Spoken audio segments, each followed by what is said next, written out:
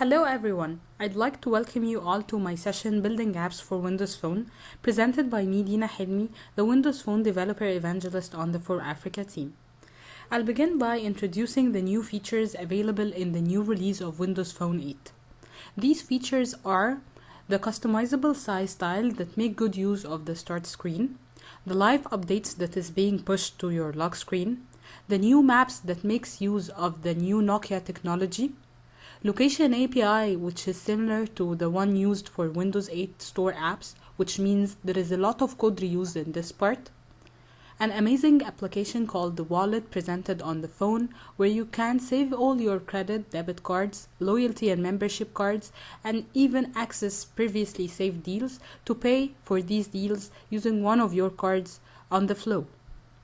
Speech API is being presented using the text-to-speech as well as voice commands, but what makes it better than other platforms is that you have now the feasibility of making customizable voice commands to speak to your own application. VoIP is integrated in the phone experience, which means whenever I receive a VoIP call, it will look like a normal native phone call. Screen resolution are different in the Windows Phone, but as a developer, you don't have to care about that, since you will pick only one specific resolution and your whole app will auto-resolve up and down accordingly. I think these features give us an initiative to be interested to see how we can build actual apps for this nice platform. In order to get started, we need to get our hands on the tools. We need to install the Windows Phone SDK latest version, which is 8.0. Our laptops needs to have Windows 8 operating system. Also, you should have a developer phone registration if you need to submit the application to the marketplace or unlock the device for testing. You can access all of this through visiting dev.windowsphone.com. When I visit this site, I get hold of the SDK. I can view some sample codes to ramp me up, and I can submit my application there. Let's see how we can actually build an app on that platform. The most common way of building apps for Windows Phone is to define the UI using a language called Extendable Application Markup Language, the XAML, which is extracted from XML. The second part that you should care about is the logic. Logic is written using C# or Visual Basic according to the language that you know better. You will also have access to the .NET APIs and the Windows Phone Runtime APIs. Once I create a Windows Phone project, there are 3 important files that I should look at. The first file is called app.xaml, which is considered to be the application entry point. It contains all the global resources, services, events, as well as the main life cycle of the whole application. The second file is the Windows Mobile App Manifest, which contains the application development information, some capabilities, hardware requirement, as well as the packaging information of your whole app. The final file is the mainpage.xaml that contains the main view of the application and how it will look like. If we have a deeper look on the mainpage.xaml, you will see something like that. This is a single-paged application.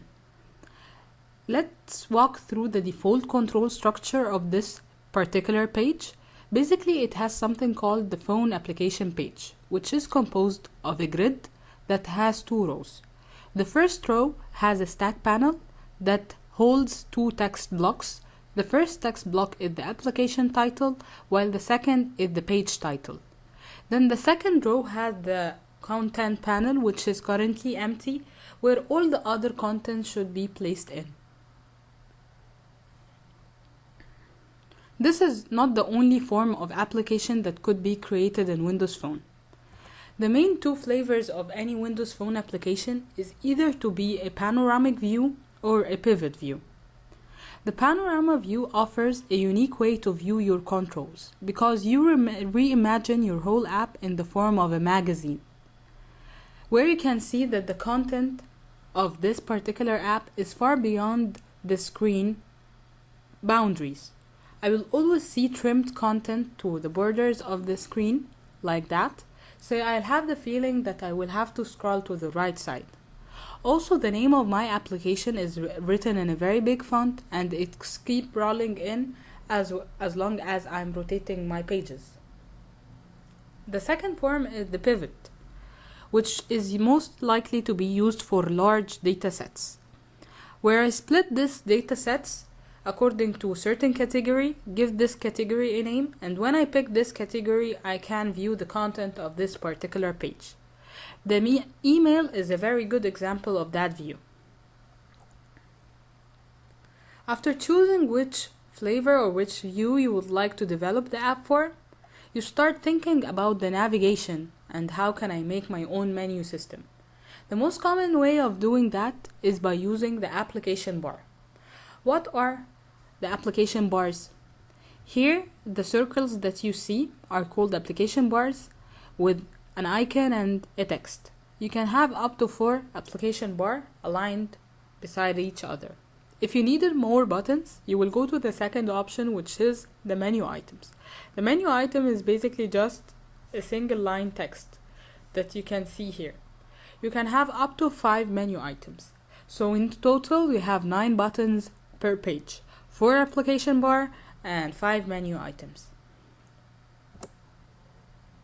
Are you ready now to go to our first demo where we will be creating a simple application with some nice application bar? Now we are inside the Visual Studio view. I'll create a new project. And when I create a new project, here are the templates that I can pick from. First, I need to choose the logic to be written either in Visual C# or Visual Basic as previously presented. But I'll pick the Visual C#. I'll expand that and pick Windows Phone to see a very nice pre-installed templates for the types of application that could be created for Windows Phone. I can have my single page app that we just viewed, or I can have a Windows Phone data-bound app where the data will be coming from a backend, or I can have a Windows Phone panorama view, a Windows Phone pivot app, or if I'm a gamer and I develop games, then I'll go for the Windows Phone XAML and Direct3D or Windows Phone XAML and XNA. Also, we are supporting the HTML5 apps. For now, I will pick the single page app, and let's make our example called Hello Africa. And I press OK. Once I press OK, I'm asked to select the target operating system. Since Windows Phone 8 is not the first operating system to be released for the Windows Phone, we have Windows Phone 7.1. We don't want to abandon the people using 7.1, so it's your decision. If you are not using any of the new features presented in Windows Phone 8, then target the OS to be 7.1. But if you are using the amazing features of Windows Phone 8, then I should target OS 8.0. And I'll press OK.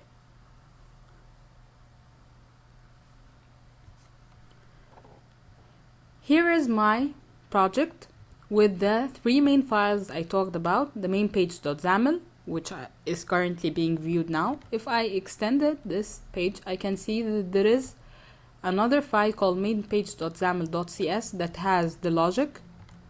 Also, I have the app.xaml that has the main lifecycle of the application, and if I expanded it, I have also the .cs file, and the final file is hidden inside the properties because it holds the properties of the whole app, which is the Windows Mobile App Manifest that has some application information, the capabilities to be enabled, some hardware requirements, and the packaging information.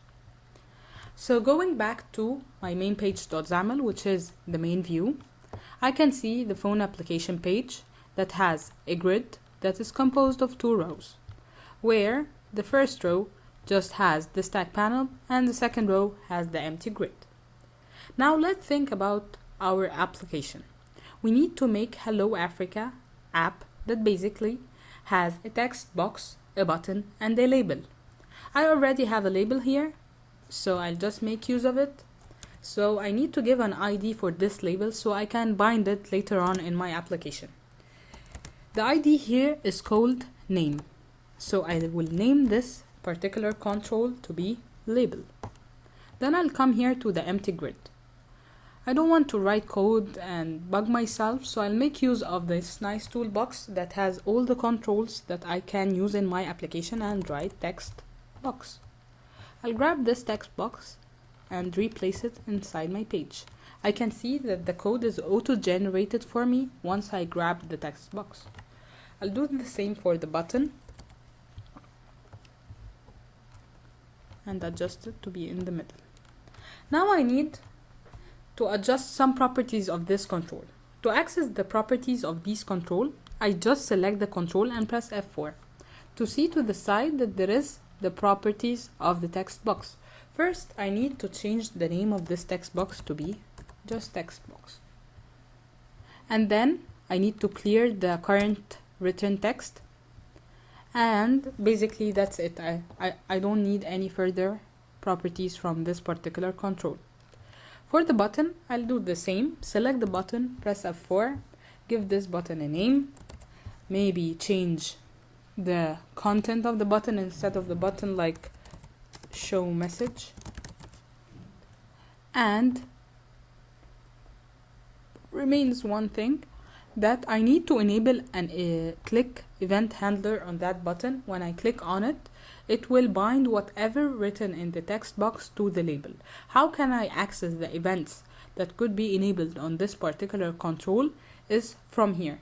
You can see this thunderstorm symbol where I can click on it, see all the available events for this particular control and pick the event that I would like to enable, double click, it will auto generate it for me and even redirect me to the code behind right on the spot.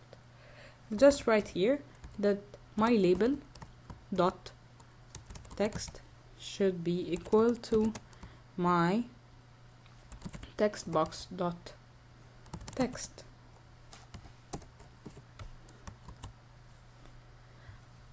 Am I done? Yeah, somehow. Let's see how this will look like on my emulator. This is the nice Windows Phone emulator. I write here. I will tell you a trick here, since this is a touch-based phone, so whenever I have a text box, the soft keyboard auto pops for me. But if I'd like to make use of the hardware keyboard installed on my laptop, I press page down, so I disable this soft keyboard and start typing from my hard keyboard. If I want to enable it back, I will make page up, select the text box, page up, I see it, page down, page up, page down, and now I'll be writing from here. Hello, Africa. Simple. I'll stop debugging and go back to my main page.xaml. What I need to do here is I'd like to add some application bar icon. Do you think I have to create the button, add it to the content panel, and then enable a click for that particular application bar? Oh, and I have to create also an icon that fits the design principles of the Windows Phone 8. How many steps are these? I'm lost. There are so many. But actually, this doesn't happen here. It only requires you to go to the top of your page, which is the phone application page, press F4 to view the properties for this certain page, and see that here is written something called application bar. I'll press new. You can see that I have created a new application bar, and here is the properties of the application bar. It has some buttons, some background content, some foreground content, and so forth. So I'm interested basically in the button collection. I'll press on these dots to find that here I can keep on adding the 4 application bar buttons that we speak about. So I press add and find here that here is the icon URI. So I have to create an icon and provide the URI. But what Windows Phone 8 has provided for me, a very nicely done preset icon images done to the standards of the phone to save me some time. This doesn't mean that I have to use only these icons. I can create my own, but if I'll use something that like the back, the add, or the cancel, things that are common, it just saves time not to create them again and make use of them right on the spot. So I'll add maybe a camera, and right here, snap it. I can add another button,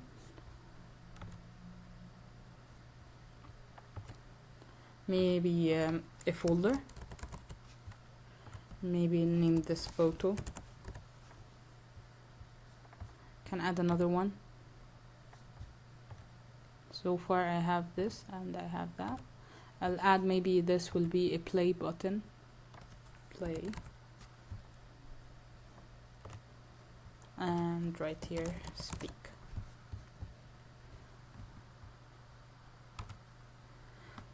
So as you see, I have created 3 nicely done application bar. Took me how long to do that? Just 2 steps. F4, new, and add the buttons. I can add also some menu items from here, which is basically text. Maybe my menu item will be called about.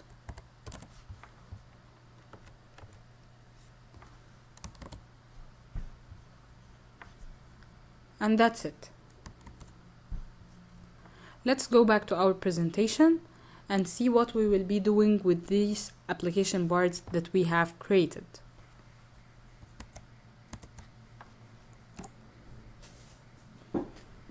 Since Windows Phone is offering a more integrated experience with the available sensors of the phone, it keeps on adding more and more sensors that you could use inside your application. The sensors are basically the things that you can use inside the phone. You have 2 types of sensors, either launchers or choosers. What is the difference? The launcher, from its name, launches something and it doesn't have to come back with a result, like launching the camera to get a photo, or maybe launching Bing Maps to view your current location. But what about the chooser? The chooser, on the other hand side, is required to come back with the result, because from its name, it chooses something from somewhere. So like photo choosing a picture from your album to be pinned as your background screen. The gray ones has been already available in the previous OS 7.1, and these new launchers and chooser presented in the blue color are added for the new Windows Phone 8. I will show you how can you create a launcher and chooser, and how to impose even on a launcher to return back to your application a certain result. So let's take the camera capture task, which is basically a launcher, and the photo chooser task, which is a chooser, and see how they will be working. So I'll go back to my nicely done Visual Studio application and to my main page.xaml. I need to enable some click events on these buttons. So I pick this certain button, press F4 to find that this is the property of this button, and here is the events for it. I'll name this event snap it click.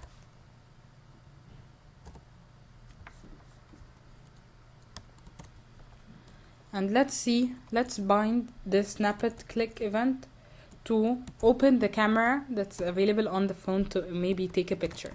So I need to use the camera capture task CCT. As you can see that Visual Studio have highlighted this task that it doesn't know it because it's missing a certain assembly or a library. And definitely in order to use this task, we have to import the Microsoft.phone.tasks. By this, I have access to all the other tasks, like the photo chooser task, for instance, is already available for me with no red lines. I'll come here to write CCT equal new camera capture task. And I have created a new instance of this new camera capture task. All I need to do here is to say cct.show. That's it. If we run this few lines to see how it works, I'll press on the camera. it will open for me the camera to take a picture, and since this is the emulator, it just shows a dummy image. I'll accept the image, and that's it. It's called the launcher because I have taken the image and I don't have to get back this image to my application to do anything. So if I'd like to check my photo albums, I will find that inside the camera roll I have the current captured image that I just took from inside the application. So this is a simple example of a launcher. What about the chooser? Let's make this nice folder button, application bar, to have also a click event called maybe pick image.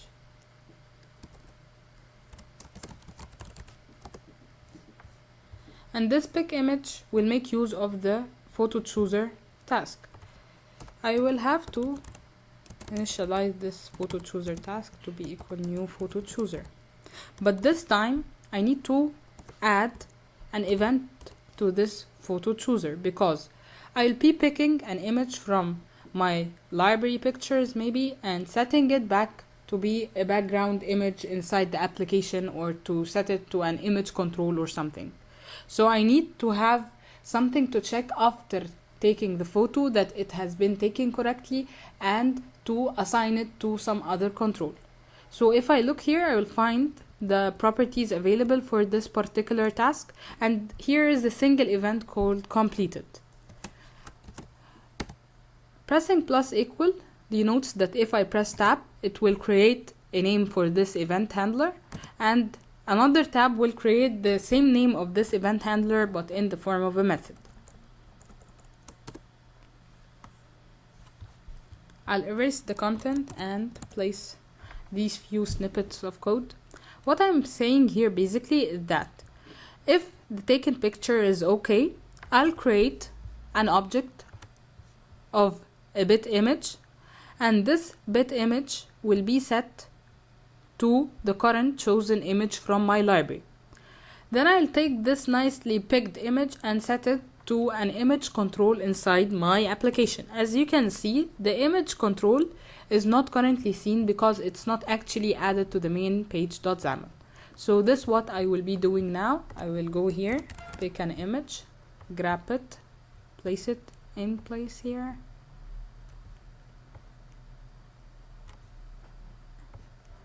Extended, and give it a name. I can also give it a name from here instead of pressing F4. You can do it either way, and I'll name it image. I'll go back to the code behind to find that the red line has disappeared. The only remaining thing is to come here and say pct.show.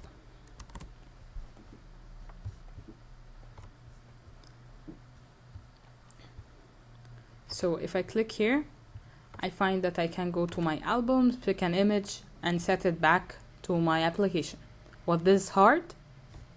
It's really easy, and it is actually giving the integrated experience with the phone itself. If you'd like to impose on a launcher, like the camera capture task, to return back with the result, basically we'll do the exact same thing that you have done with the chooser. I will impose on this camera capture task, which is a launcher, a completed event, plus press plus equal, double tab, create the same exact few snippets of code, and go test it.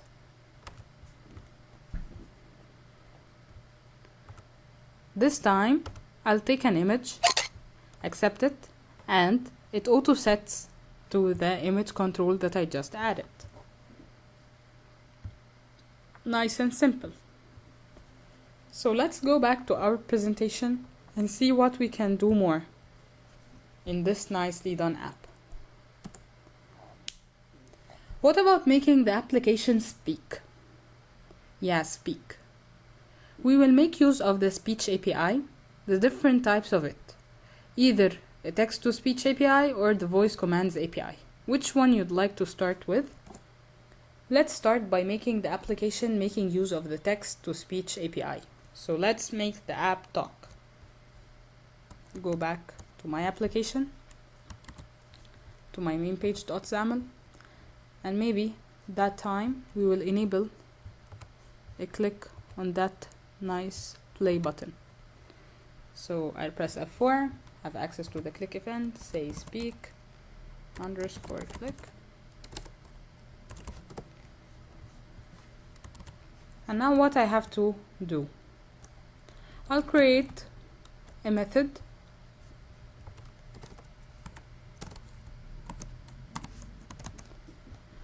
called Hello Africa.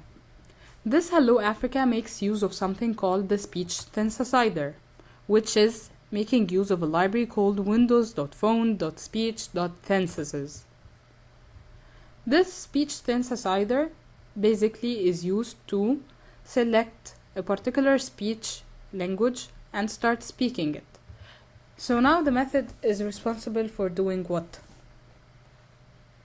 It is basically responsible for viewing all the possible installed voices, which are 15 current installed languages with different voices, whether it's female or male. Display the description of the voice as well as the language that is being spoken by this particular voice, and setting this to our text box. Then each time we select a certain voice, we set it to this synthesizer, and we wait for this synthesizer to speak a particular set of lines. So for now I'm just saying Hello Africa. You can see that this method is using the async await principle. We will have a whole session discussing what is the async await, but for now you can imagine it in the form of a way to avoid the UI thread to block the whole application waiting for particular result from a certain method.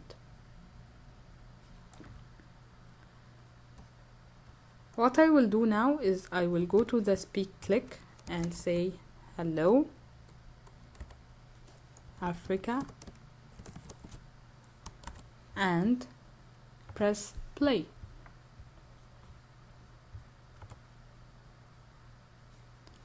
Whoa, I have an exception. Why is that? Now I'm trying to use a capability that I didn't enable, and it says that I'm trying to access the speech functionality that requires the ID cap speech recognition to be defined in my manifest.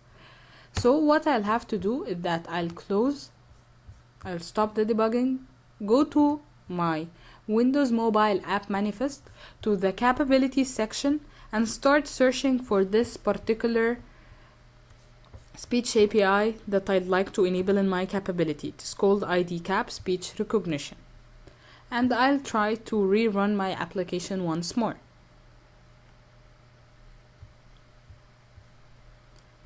I press play. Hello Africa. Hello Africa. Hello Africa. Hello Africa. Hello Africa. Hello Africa. Hello Africa. Hello Africa. Hello Africa. Hello Africa. Hello Africa. Hello Africa. Hello Africa. Hello Africa. Hello Africa. And as you see, the speech API supports 15 languages. It will keep on saying the same expression using the different installed languages. So by that we have enabled our application to speak and talk to us. What about us speaking back to the application and giving it some commands? So let's come here and add a new file where will we define the voice command that we would like to say to our application. I will add a voice command definition, which is basically, as you see, is an XML file. I'll add it. You can see that it's auto-loaded with some preset commands just to explain the structure of the file.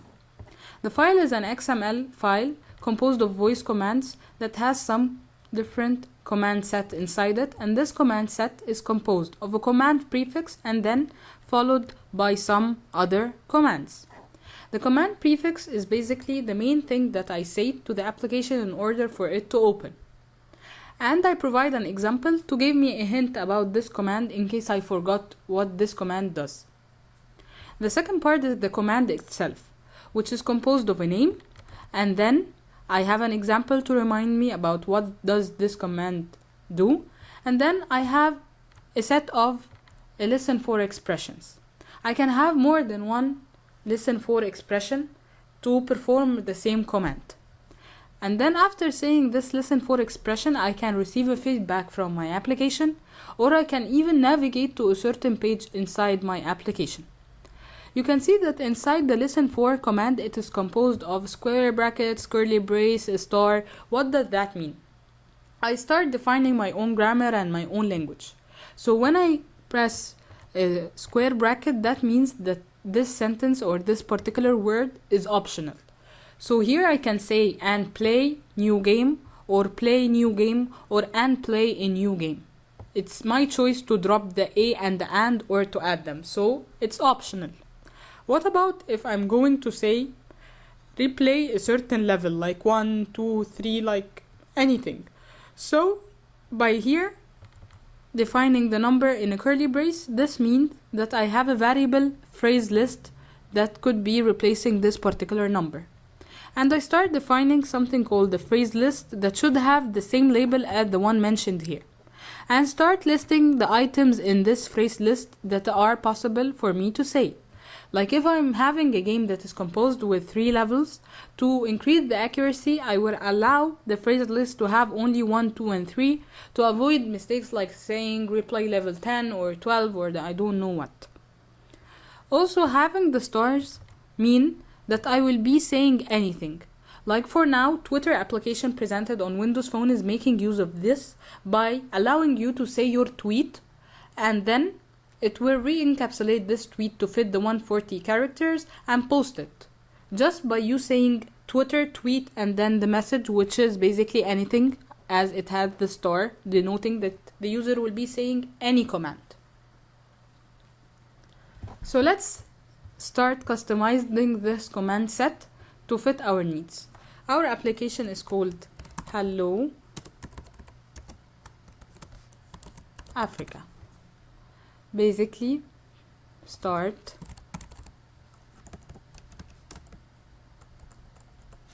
Hello Africa. Then let's say a command like say hello. Says hello. And it will listen for like hello Africa, say hello. Or hello Africa, greet me. And the feedback will I will say hello now. And I don't need to import the rest. So that's basically it. Let's go to the code behind and refer to this file. What I will do is that I will make use of the voice command library. So I have to import it first, windows.phone.speech.voice command. And I have to install this customizable file to this particular service to install it once my application is loaded on the phone, to give me an initial set of commands that should be set to this application to interact with it. This set of commands should be at least initialized once, so I need to call this method inside my constructor at least once. And I will play.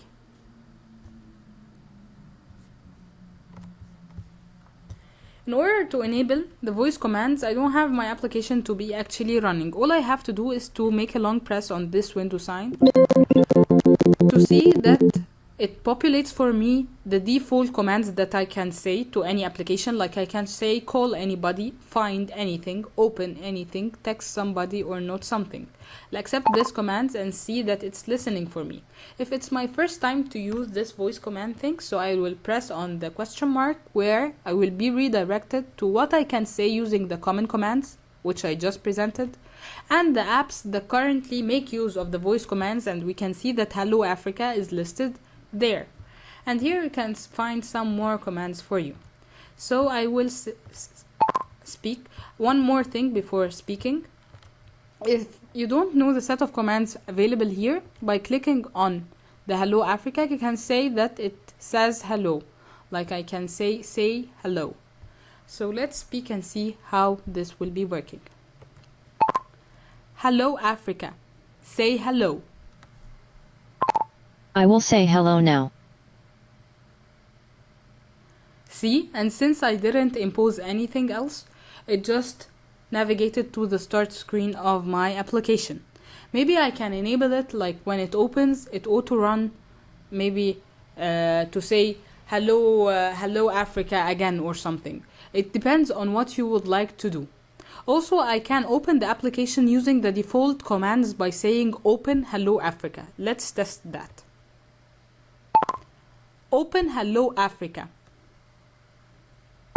Starting Hello Africa. You can see that the feedback message now is different. It says starting hello Africa and not I will be saying hello now, because this is the default way of doing it, that I don't need to impose a certain grammar to write it.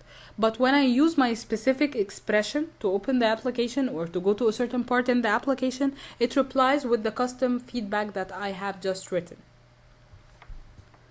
Isn't that awesome? Let's see what we can do more with Windows Phone. So far we had allowed the application to talk and to talk back to the application.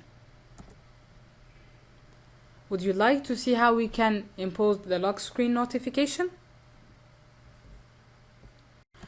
Let's see how the lock screen notification works. In order to see the possible apps that could push live updates to the lock screen, we visit the settings, where we check the lock screen options to find that there are 3 ways of pushing information to the lock screen. Either to make your app provides the background image, or to make your app provide a detailed status update like the one shown here, or to have your app providing quick status update, which is an icon with a number. You can have up to 5 application pushing quick status update, 1 application pushing detailed status update, and 1 application pushing your background. So let's see how we can make our application enabling this nice feature of the lock screen notification. I'll go back to my application and visit the Windows Mobile App Manifest, right click and view code. I will say yes, and I can see here that this file basically has some information about my application, the current set capabilities of the app, and some tokens, the supported screen resolution. In order to enable the live updates being pushed to the lock screen, it's actually another capability.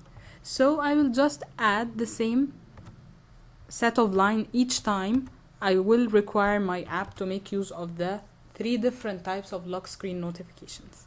I'll create something called extensions, and inside this extension I refer to the consumer ID as well as the extension name for the current property or capability that I would like to enable. So I'd like my application to be providing a quick status update, to provide a background image, and to provide a detailed text field.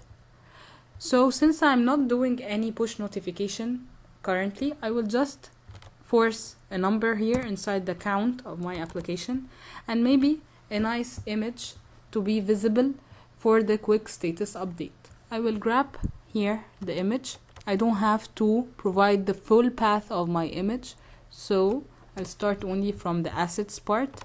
Refer to this path that it is relative, since I'm not providing the whole path, saying that it is not a resource, and then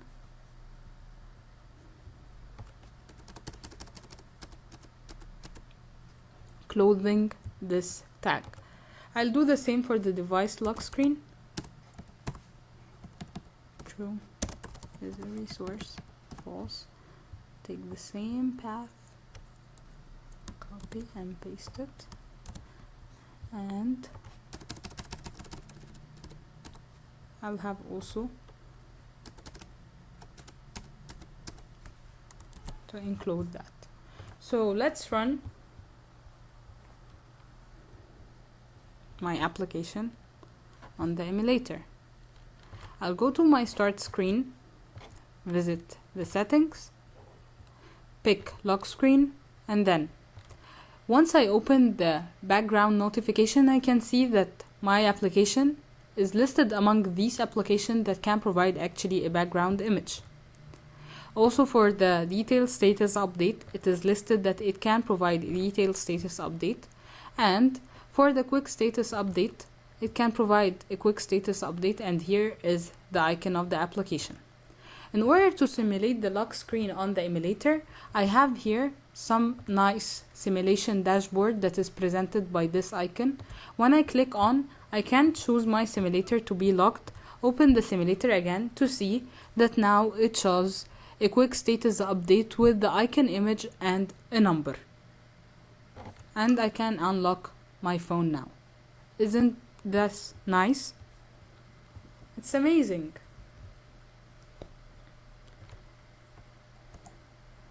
So basically now what I have done in my application, I have created a simple app, adding to it some application bar that make use of the sensors of the phone to have the integrated experience, showing to you how we can make the app actually talk and how can we actually talk to the app in our own customizable voice commands. We also enable the application to push some notification right up to the lock screen without actually opening the app. So by this, I'm done for today's session. I hope you enjoyed it. I'm providing here in my slides some book resources, some online tutorials to get you started, and an amazing link to the Microsoft Virtual Academy that provides online 19 up to 20 sessions of how you can actually learn all what you need to know about Windows Phone to be ramped up in only 3 days and build as complicated apps as you want.